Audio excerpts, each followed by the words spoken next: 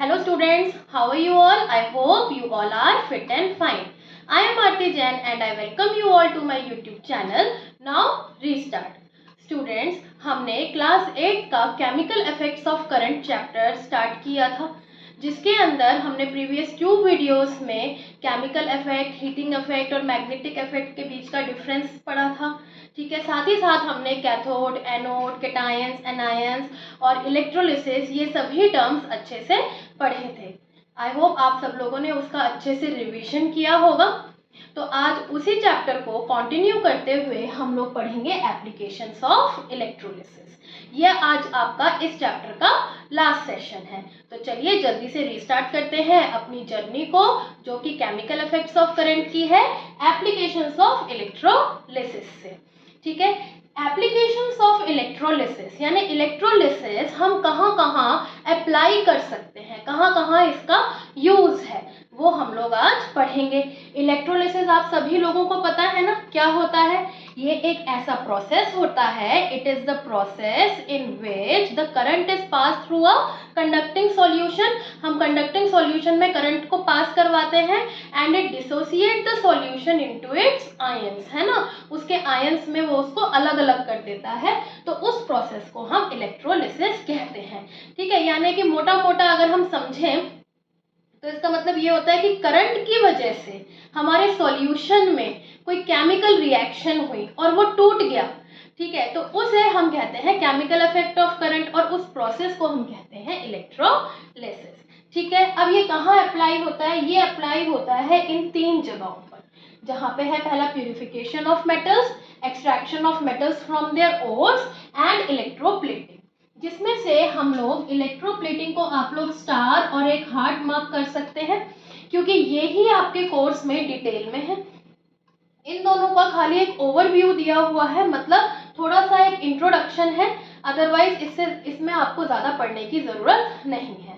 ठीक है, तो प्यूरिफिकेशन ऑफ मेटल्स, नाम से ही आपको पता चल रहा है कि हम मेटल को क्या कर रहे हैं, प्यूरिफाई कर रहे हैं। यानी कि पहले हमारे पास एक इम्प्योर मेटल होगा, तो चलिए देखते हैं कैसे हम इसको प्यूरिफाई करते हैं, है ना। तो इसके लिए हम इलेक्ट्रोलिसिस वाला सेटअप ही बनाते हैं सबसे पहले। ठीक है, हमने लिया एक सेल या ले ली एक बैटरी। ठीक है, और इस बैटरी को मैंने कनेक्ट करवा दिया किसके साथ? मैंने इस बैटरी को किसके साथ कनेक्ट करवा दिया? 2 इलेक्ट्रोड्स के साथ, जिसमें से जो पॉजिटिव टर्मिनल के साथ कनेक्टेड है उसे हम क्या कहते हैं बच्चों? एनोड कहते हैं, और जो नेगेटिव टर्मिनल के साथ कनेक्टेड है उसे हम कहते हैं कैथोड। एनोड मैं बनाती हूँ अपने इम्प्योर मेटल से। ठीक है, जो मेरे पास इम्प्योर मेटल है उसको मैं बनाती हूँ एनोड, ये आपको याद रखना बहुत ज़रूरी है। और कैथोड मैं बनाती हूँ प्योर मेटल। ठीक है, कि मैम ये कैसे याद रहेगा, भूल गए तो? जब हम आगे आगे पढ़ेंगे ना तो आपको ये चीज़ें ऑटोमेटिकली याद हो ही जाएंगी, I am sure about it. ठीक है, बस आप थोड़ा ध्यान से इसको पढ़िए। ठीक है, अभी फिलहाल आप लोग अपने दिमाग में ये रखिए कि इम्प्योर मेटल से बनता है एनोड और प्योर मेटल से बनता है कैथोड। ठीक है, इसको हमने डिप करवाया एक बीकर में, जिसमें हमने अपना एक इलेक्ट्रोलाइट सॉल्यूशन लिया है। इलेक्ट्रोलाइट हमारा जो है वो कौन सा होगा? प्योर मेटल का ही कोई ना कोई सॉल्यूशन हम लोग इसके अंदर ले लेंगे। ठीक है, अब हमने केमिकल रिएक्शन स्टार्ट करवाई, ये हो गया इलेक्ट्रोलिसिस सिंपल। हमने केमिकल रिएक्शन स्टार्ट करवाई, क्या होगा? इम्प्योर मेटल की इम्प्यूरिटीज नीचे सेटल डाउन होती चली जाएंगी। ये क्या आ रही है? हमारी सारी इम्प्यूरिटीज। ठीक है, और जो हमारा मेटल है वो कहाँ जाएगा? इसके ऊपर एक लेयर बनाता जाएगा, मतलब ये कैथोड हमारी क्या होती जाएगी? थिक होती जाएगी, है ना, layer of pure metal, layer of pure metal. ठीक है, अल्टीमेटली कुछ टाइम के बाद कि मैम ये इम्प्यूरिटीज भी झड़ गई, मेटल भी इधर चला गया, तो ये रॉड तो खत्म ही हो गई। हाँ, हो गई। ठीक है, ये वैनिश हो जाएगी कुछ टाइम के बाद, या बहुत छोटी सी रह जाएगी। ठीक है, तो यानी कि यहाँ से हमें समझ में आता है कि जिसकी भी हमें डिपोजिशन करवानी है ना, जिस भी चीज़ को हमें डिपॉजिट करवाना है उसे हम बनाते हैं एनोड, और जिस चीज़ के ऊपर डिपॉजिट करवाना है वो बनता है हमारा कैथोड। ठीक है, एक बार और समझिए, जिस भी चीज़ को हमें डिसोसिएट करवाना है वो बनता है हमारा एनोड। और जिस चीज़ के ऊपर हम डिपॉजिट करवा रहे हैं, ये मेटल है ना, प्योर मेटल, इसी के ऊपर और प्योर आता जाए, डिपोजिशन होती जाए। तो डिपोजिशन हमारी किस पे होती है बेटे? कैथोड पे होती है। तो यहाँ से अब आप कह रहे थे ना हम कैसे याद रखेंगे, हम भूल गए। तो आपको पता है प्योर मेटल को तो हम तोड़ेंगे नहीं, है ना, हम तोड़ेंगे ही इम्प्योर को। तो इम्प्योर जिसको हम तोड़ते हैं वो आता है एनोड, तो वो होती है हमारी एनोड। और जिस चीज के ऊपर हम डिपॉजिट करवाते हैं वो होता है हमारा कैथोड। समझ में आ गई बात? तो इस तरीके से हमने अपने मेटल को प्यूरिफाई करा। इस प्रोसेस को हम लोग कहते हैं इलेक्ट्रो रिफाइनिंग। तो हम purification of metals bye electricity is called electro refining. इस प्रोसेस को हम लोग क्या कहते हैं बच्चों? इलेक्ट्रो रिफाइनिंग कहते हैं। ठीक है, हम मेटल को प्योर करवा रहे हैं लेकिन इलेक्ट्रिसिटी से करवा रहे हैं, तो उसे हम क्या कहेंगे? इलेक्ट्रो रिफाइनिंग कहेंगे। आई होप ये फर्स्ट पॉइंट क्लियर हो गया, बस इतना सही है। ठीक है, अब आते हैं हम extraction of metals from their ores. ये तो इससे भी सिंपल है। ओर्स क्या होते हैं? ओर्स यानी कि मेटल्स हमें जो है प्योर फॉर्म में अर्थ क्रस्ट में नहीं मिलते ना, वो इम्प्योर फॉर्म में मिलते हैं। उसमें कुछ और भी metals, non metals, impurities, sand, dust, ये सब कुछ होता है ना। फिर हम उसको प्यूरिफाई करते हैं इस प्रोसेस से, है ना। तो उन्हें हम कहते हैं ओर्स। और ओर्स से मेटल्स निकालना एक तरीके से प्यूरिफिकेशन ही हो गया। तो इसी प्रोसेस से कर सकते हैं, है ना। फॉर एग्जाम्पल, अगर मैं एल्यूमिनियम का ओर लूं, एल्यूमिनियम का ओर क्या होता है? Al2O3, जिसे हम बॉक्साइट ओर कहते हैं। ठीक है, ये सिर्फ लर्न करने के लिए है कि बॉक्साइट ओर हम कहते हैं Al2O3। तो Al2O3 को हम क्या बनाएंगे बच्चों? एनोड बनाएंगे, है ना, इलेक्ट्रिक करंट पास करेंगे। और एल्यूमिनियम मेटल जो पहले से प्योर मेटल है उसे हम कैथोड बनाएंगे। ठीक है, और फिर हम इलेक्ट्रिक करंट पास करेंगे तो धीरे धीरे एल्यूमिनियम हमारा कैथोड पे डिपॉजिट हो जाएगा। ठीक है, ये बस इतना ही आपके कोर्स में है। ठीक है, इसका जो ज़्यादा डिटेल्स है वो आपकी हायर क्लासेस में है। अब मेन जो है आपका एप्लीकेशन इलेक्ट्रोप्लेटिंग, ये थोड़ा आपका डिटेल में आएगा। तो चलिए इसको अब हम स्टार्ट करते हैं। ठीक है, तो हेडिंग डालिए इलेक्ट्रोप्लेटिंग। इलेक्ट्रोप्लेटिंग इलेक्ट्रोप्लेटिंग के नाम से ही आपको कुछ कुछ समझ में आ गया होगा कि क्या चल रहा है ना। क्या चल रहा है आप लोगों के माइंड में? इलेक्ट्रोप्लेटिंग कि मैम कुछ ना कुछ प्लेटिंग हो रही है ना, एक के ऊपर एक लेयर लगाई जा रही है और वो भी इलेक्ट्रिसिटी की हेल्प से। बस यही है इसका मतलब अगर आपने कभी देखा होगा कि साइकिल आप सब लोगों ने चलाई होगी, तो साइकिल के जो हैंडल बार्स होते हैं, देखा ना कितना शाइनी अपीयरेंस होता है। लेकिन अगर उस पर कोई स्क्रैच आ जाए, है ना, वो गिर गई, है ना, या कोई भी व्हीकल दूसरे व्हीकल से टच हो गई, तो उसके ऊपर स्क्रैच आ जाता है। स्क्रैच आने के बाद क्या होता है? क्या वो उतनी शाइनी रहती है? नहीं, उसके स्क्रैच के नीचे का अंदर का मेटल जो है ना वो बाहर आ जाता है, वो इतना शाइनी नहीं होता। यही होता है। दूसरा एग्जाम्पल है कि अगर आप ऑर्नामेंट्स लें, यानी कि ज्वेलरी, आर्टिफिशियल ज्वेलरीज है ना, सबके घरों में पहनते हैं, मम्मा पहनती हैं। तो उसके अंदर क्या होता है आपका आर्टिफिशियल ज्वेलरी में, वो ऊपर से गोल्ड का पानी चढ़ा देते हैं, है ना। लगता है कि वो गोल्ड की है पर वो होती नहीं है ना। तो क्या होता है, जब वो रिपीटेड यूज होती है कुछ टाइम बाद, वो क्या हो जाता है, गोल्ड उसका वियर ऑफ हो जाता है, हट जाता है, और नीचे से जो आपका सस्ता वाला मेटल होता है, इनएक्सपेंसिव मेटल होता है या सिल्वर होता है जिसके ऊपर सोने का पानी चढ़ाया होता है, वो निकल कर बाहर आ जाता है। इसका मतलब एक मेटल का दूसरे मेटल के ऊपर हमने क्या चढ़ाई हुई है? लेयर चढ़ाई हुई है, यानी कि प्लेटिंग करी हुई है। और ये प्लेटिंग होती कैसे है? ये प्लेटिंग भी आपकी इलेक्ट्रोलिसिस की वजह से ही होती है, अभी हम देखेंगे। ठीक है, इलेक्ट्रोलिसिस की वजह से ही ये प्लेटिंग होती है। तो उस प्रोसेस को हम लोग इलेक्ट्रोप्लेटिंग कहते हैं। ठीक है, तो चलिए इसकी डेफिनेशन लिखिए। The deposition of one metal, deposition of the layer लग चढ़ाते हैं हम, है ना। The deposition of the layer of one metal over the another material, वो मटेरियल कुछ भी हो सकता है, जरूरी नहीं है वो दूसरा भी मेटल हो, over the another material by electrolysis, is called electroplating, is called electroplating।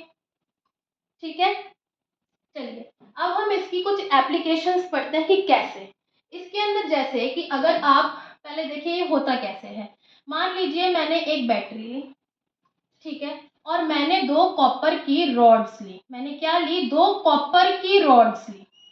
चलो ले ली, ठीक है, और ये हमारा पॉजिटिव टर्मिनल है, ये नेगेटिव टर्मिनल है। और इन कॉपर रॉड्स को मैंने एक बीकर लिया, उसके अंदर डिप कराया, और उस बीकर में जो हमारा इलेक्ट्रोलाइट सॉल्यूशन है वो है कॉपर सल्फेट का।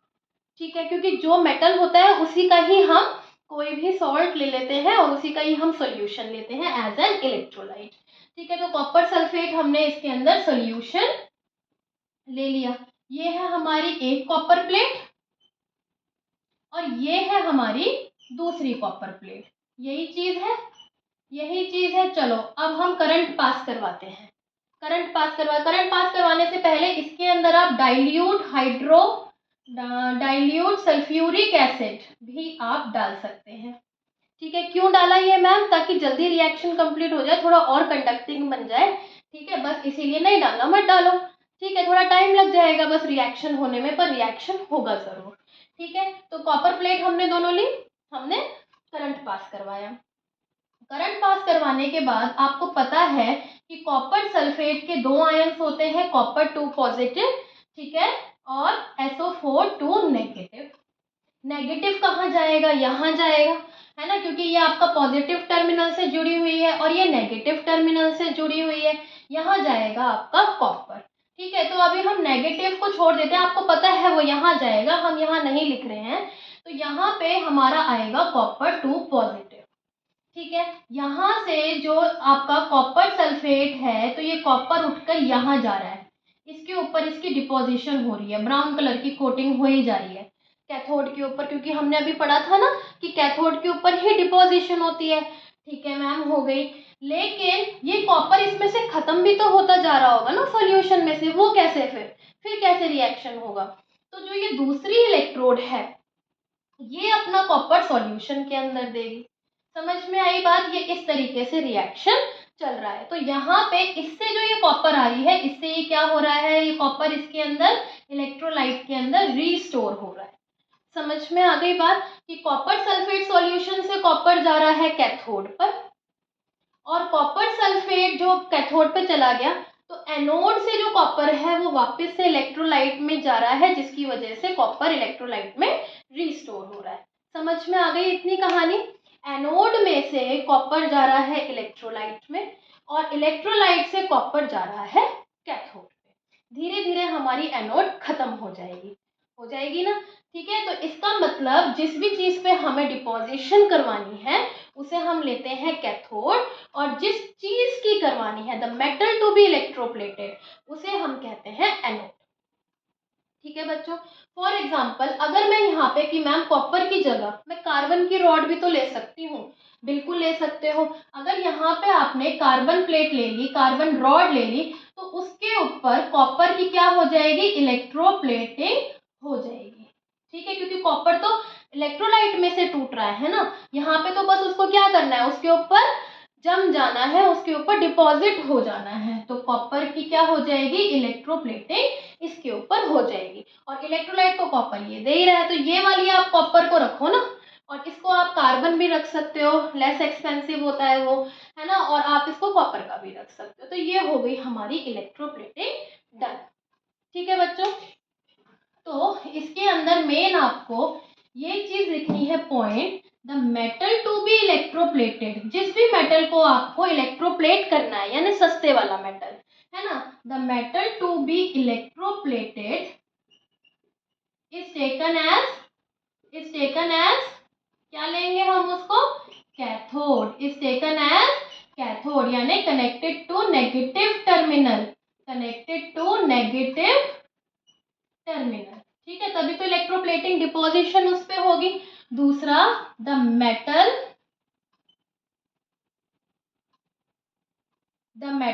On which electroplating is done, यहाँ पे आएगा the metal to be the metal on which electroplating is done, जिसके ऊपर इलेक्ट्रोप्लेटिंग चल रही है ना, इलेक्ट्रोप्लेटिंग होती है, electroplating is done. And the metal to be electroplated, जो भी मेटल इलेक्ट्रोप्लेट करवाता है, जिसको भी हमें इलेक्ट्रोप्लेट करवाना है, is taken as anode, is taken as anode, यानी कि connected to positive terminal. I hope ये आपको क्लियर हो गया होगा। मैम भी कंफ्यूज हो गई यहाँ पे कि मेटल जो है, जिस भी मेटल को आपको इलेक्ट्रोप्लेट करवाना है, आपको गोल्ड को इलेक्ट्रोप्लेट करवाना है, तो यहाँ पे आप गोल्ड ले सकते हैं, ठीक है, एनोड से आप उसको कनेक्ट करवाएंगे, है ना, एनोड बनाएंगे उसे और उसे आप पॉजिटिव टर्मिनल से कनेक्ट करवाएंगे। और जिस भी मेटल को के ऊपर आपको इलेक्ट्रोप्लेटिंग करवानी है, मान लो आपको सिल्वर के ऊपर सोने का पानी चढ़ाना है, तो सिल्वर को आप क्या लेंगे, कैथोड लेंगे। समझ में आ गई बात, ठीक है। एंड इलेक्ट्रोलाइट कौन सा लेंगे, ठीक है, सॉल्यूशन ऑफ प्योर मेटल, ठीक है, solution of pure metal is taken as electrolyte, is taken as electrolyte, यानी कि जो एनोड होता है ना, एनोड वाले ही मेटल का हम लोग ज्यादातर क्या लेते हैं, इलेक्ट्रोलाइट लेते हैं। आपको इलेक्ट्रोप्लेटिंग समझ में आ गई। अब आते हैं हम आज के लास्ट टॉपिक पे, जो है हमारा एप्लीकेशन ऑफ इलेक्ट्रोप्लेटिंग, कि हमें कहाँ कहाँ इलेक्ट्रोप्लेटिंग देखने को मिलती है। ठीक है, तो चलिए लिखते हैं आज का टॉपिक। आप लोग साइड बाय साइड नोट्स बना रहे होंगे, आई होप। ठीक है, तो लिखिए applications of electroplating, applications of electroplating. सबसे पहले आता है इसके अंदर chromium plating is done, chromium plating is done on किसके ऊपर, on cycle handle bars, bath taps, है ना, किचन बर्नर्स, इन सब पे आप देखेंगे क्रोमियम की जो है प्लेटिंग होती है। ठीक है, क्यों होती है क्रोमियम की प्लेटिंग, बिकॉज पहला point, it is shiny, it has shiny appearance, एक तो वो चमकता है, ठीक है, ये तो बहुत अच्छी बात है, चमकता है तो इट हैज शाइनी अपीयरेंस। दूसरा, इट डज नॉट करोड, यानी करोड का मतलब कि वो जंग नहीं लगती है उसके ऊपर, जैसे आयरन के ऊपर रस्ट होता है, ऐसे बाकी मेटल्स के ऊपर करोजन होता है, तो इट डज नॉट करोड, ठीक है, जल्दी से उसका वियर एंड टियर ऑफ नहीं होता।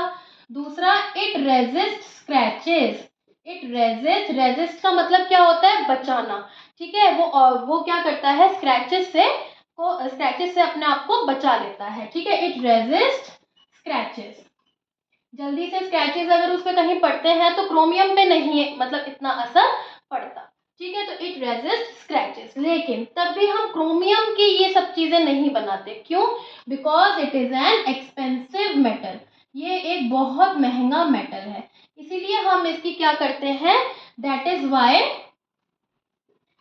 वाई इलेक्ट्रोप्लेटिंग इज डन, है ना, हम इसकी खाली एक लेयर चढ़ा देते हैं, इलेक्ट्रोप्लेटिंग इज डन। समझ में आ गई बात। तो क्रोमियम की हम प्लेटिंग जो है चढ़ाते क्यों है, क्योंकि ये बहुत एक्सपेंसिव है, ठीक है, लेकिन क्योंकि इसकी सारी प्रॉपर्टीज हैं ये भी हमें चाहिए, ठीक है, तो इसीलिए हम इसकी प्लेटिंग करवा देते हैं। क्या ये चीज क्लियर हो गई क्रोमियम के बारे में। अब इसकी दूसरी एप्लीकेशन है आपकी कि ज्वेलर्स, है ना, ज्वेलर्स क्या करते हैं, आपके गोल्ड का पानी चढ़ा देते हैं ना ज्वेलर्स, इलेक्ट्रोप्लेट, क्योंकि गोल्ड भी महंगा होता है, ठीक है, the jewellers electroplate gold on less expensive metals, on less expensive metals, जो लेस एक्सपेंसिव मेटल्स होते हैं, सस्ते वाले मेटल्स होते हैं, उनके ऊपर सोने का पानी चढ़ा देते हैं। तीसरी एप्लीकेशन क्या होगी इसकी, बताइए। तीसरी एप्लीकेशन है टिन कैंस में, ठीक है, टिन कैंस आर प्रिपेयर्ड, कैसे बनाई जाती हैं वो, tin cans are prepared by electroplating tin on iron, iron के ऊपर हम क्या करते हैं, टिन की इलेक्ट्रोप्लेटिंग कर देते हैं। क्यों? Because it is less reactive than iron, क्योंकि टिन क्या है, वो आयरन से कम रिएक्टिव है ना। और अगर वो कम रिएक्टिव है तो वो हमारे खाने के साथ भी इतनी जल्दी से रिएक्ट करके उसको खराब नहीं करेगा। लोहा जो है वो खाने के साथ रिएक्ट कर जाएगा क्योंकि वो बहुत ज़्यादा रिएक्टिव मेटल है, ठीक है, लेकिन टिन नहीं रिएक्ट करेगा तो हमारा खाना खराब नहीं होगा, ठीक है। So because tin is less reactive than iron and thus it prevents the spoilage of food. It prevents the spoilage of food. I hope ये आपको क्लियर हो गई होगी और आपको समझ में आ रहा होगा कि इलेक्ट्रोप्लेटिंग का कितना यूज है हमारी डेली लाइफ में, है ना। उसके बाद आपका फोर्थ एप्लीकेशन और कहाँ यूज होता है, इन मेकिंग रेलवे ब्रिजेस, है ना। तो उसके अंदर हम किसकी कोटिंग करते हैं, हम करते हैं जिंक की, ठीक है। Zinc is electroplated on iron, ये भी आयरन पे होता है, ठीक है। Zinc is electroplated on iron to prevent it from, to protect it from rusting, है ना। रस्टिंग यानी कि आयरन जंग नहीं खाता, ठीक है, ठीक है। So it is use to make bridges and railway lines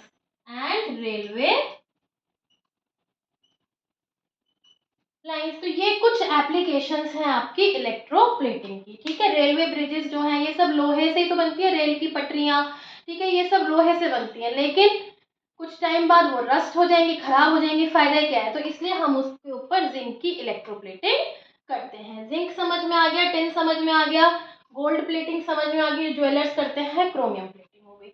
this completes your chapter. I hope आपको केमिकल इफेक्ट्स ऑफ करंट अब आसान लगना शुरू हो गया होगा और आपको अच्छे से समझ भी आ गया होगा। जल्दी ही हम इसके क्वेश्चन आंसर्स भी करेंगे, ठीक है। तो मिलते हैं अगले सेशन में, तब तक के लिए खुश रहिए, स्वस्थ रहिए, मस्त रहिए और पढ़ते रहिए। Bye bye students.